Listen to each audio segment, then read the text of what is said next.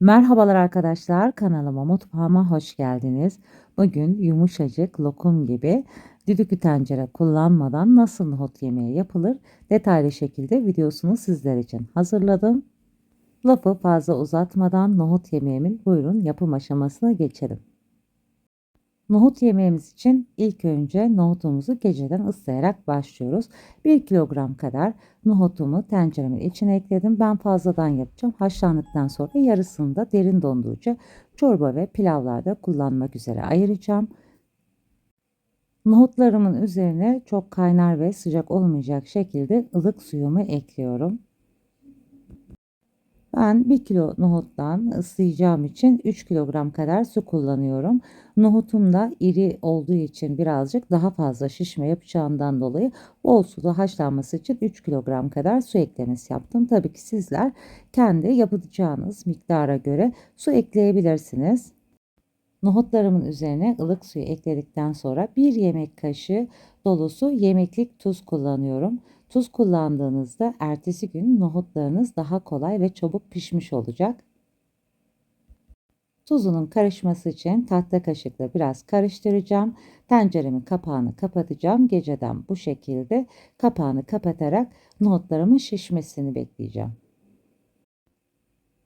Geceden suda bekletmiş olduğum nohutlarım gördüğünüz gibi çok güzel şişmiş arkadaşlar. Dilerseniz sabah erken saatte de yine aynı şekilde nohutlarınızı ıslayarak pişirebilirsiniz. Ben şimdi nohutlarımın suyunu güzelce süzeceğim ve sonrasında süzmüş olduğum tencereye tekrardan ılık su ekleyeceğim ve süzmüş olduğum nohutlarımı içine ekleyerek 1-2 dakika o tuzdan arınmasını sağlayacağım. Bu sayede daha güzel çabuk haşlanmış olacak. Nohut yemeğimi yaparken tek dikkat ettiğim konu ılık su kullanmak. Islarken de ve pişirirken de her zaman sonuna kadar pişene kadar ılık su kullanıyorum. Sizlere de bu şekilde yapmanızı tavsiye ederim. Ilık suda 1-2 dakika beklettikten sonra tekrar nohutlarımı süzdüm ve son kez artık tencereme ekliyorum. Üzerine tekrardan ılık su ekleyeceğim. Ocağımın üzerine alıp artık haşlamaya alacağım nohut yemeğimi. Nohutlarımın üzerine geçecek kadar ılık suyumu ekledikten sonra artık ocağımın üzerine alıyorum. İlk önce büyük göz ocakta kaynayana kadar yüksek ateşte kaynatıyorum. Kaynamaya başladıktan sonra orta ateşte kaynamaya bırakmış olduğum nohutumun üzerinde biriken bu köpükleri de kaşık yardımıyla alıyorum. Nohut yemeğinde ilk önce bu haşlama işleminde yaparsanız yerken çok fazla şişkinlik yapmaz. Sizi de rahatsız etmeden çok hafif nohut yemeği yapmış olursunuz. Nohutun üzerinde biriken köpüklerini de tamamen arındırdıktan sonra şöyle biraz karıştırıyorum arkadaşlar. Yaklaşık 20 dakika kadar geçti. Tam istediğim bir yumuşaklığa gelmediği için biraz daha kaynatmaya devam edeceğim nohutlarımı. Kaynatmaya başladıktan yaklaşık yarım saat kadar süre geçti ve ben tekrardan kontrol ediyorum. Gördüğünüz gibi çatalla da ezdiğimde çok güzel yumuşak bir hal aldı. Size hemen tekrardan yakından da göstermek istiyorum arkadaşlar. Gördüğünüz gibi çatalı değdirdiğimde nohutlarım hemen eziliyor. Bu kadar yumuşaması yeterli. Dağılmadan nohutlarımın ocağımın altını kapatıyorum.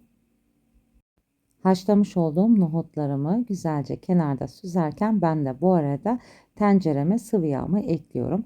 Bir çay bardağından bir parmak eksik sıvı yağ ekliyorum. Sizler tabii ki dilerseniz daha az sıvı yağ ekleyebilirsiniz. Bir adet kuru soğanımı da minik minik doğradım ve tenceremin içine ekliyorum. Soğanlarım biraz kavrulana kadar bu şekilde kavuracağım. Üzerinde bir adet ufak kapya biber kullanacağım. Sizler dilerseniz kullanmaya da bilirsiniz. Ben birazcık nohutun içinde kapya biberi rengini sevdiğim için bu şekilde kullanıyorum. Biraz yağda kavurmuş olduğum kuru soğanlarımın üzerine bir yemek kaşığı dolusu domates, bir yemek kaşığı dolusu da biber salçası karışık kullanıyorum. Eğer sizler daha az salçalı seviyorsanız salça miktarını azaltabilirsiniz. Salçalarımın kokusu çıkana kadar kavurduktan sonra üzerine 400 gram kadar haşlanmış kuşbaşı etimi de ekliyorum.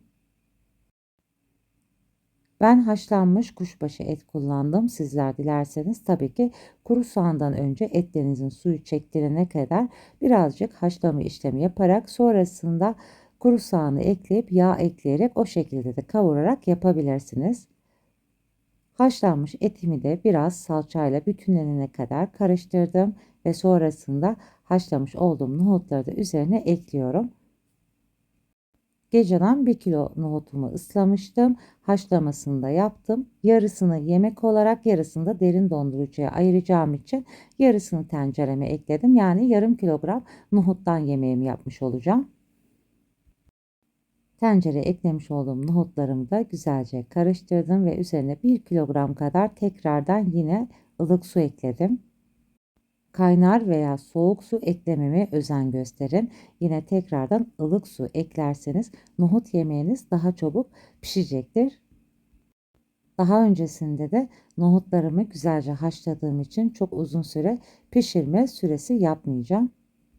Tenceremin üzerine kapağını kapatıyorum. Kaynayana kadar ilk önce yüksek ateşte, sonrasında kaynadıktan sonra orta ateşte nohutlarım pişip biraz suyunu çekene kadar bu şekilde pişireceğim. Nohut yemeğim kaynadıktan sonra 15 dakika kadar süre geçti. Daha öncesinde de haşlama yaptığım için nohutlarımın da çok fazla dağılmaması için ben çok fazla kaynatma işlemi yapmayacağım. Üzerinde tuzunu ekliyorum ve sonrasında karıştıracağım. 2-3 dakikada tuzunu ekledikten sonra nohut yemeğimi kaynatıp ocağımın altını kapatacağım. Sizler tabii ki nohut yemeğinizi kontrol ederek bu işlemi yapın. Nohuta göre de bazen süre değişebilir arkadaşlar. Kullandığımız nohut da çok önemli. Tabii ki nohut marka ve kalitesine göre değişiyor. Ben devamlı bu nohuttan yapıyorum. Kalitesi ve pişme süresinden de çok memnunum.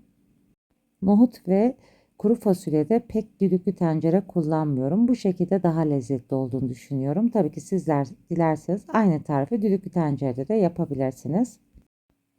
Pişen nohut yemeğimi 10 dakika kapağını kapatıp tencerede dinlendirdikten sonra servis tabağına aldım ve sizler için hemen yakından da göstermek istiyorum. Pişen nohut yemeğimi tenceremin kapağını kapatarak 10 dakika dinlendirdikten sonra servis tabağına aldım. Artık yenmeye hazır olan nohut yemeğimi sizlere de yakından göstermek istiyorum. Bu arada arkadaşlar kanalıma hala abone değilseniz abone olmayı, daha güzel tariflerden haberdar olmak için zil sesini açmayı unutmayın. Bu sayede başka güzel yeni tariflerimden anında haberdar olabilirsiniz. Şimdiden deneyip yapacak olanlara afiyet olsun. Başka güzel tariflerde görüşmek üzere. Hoşça kalın, sağlıcakla kalın.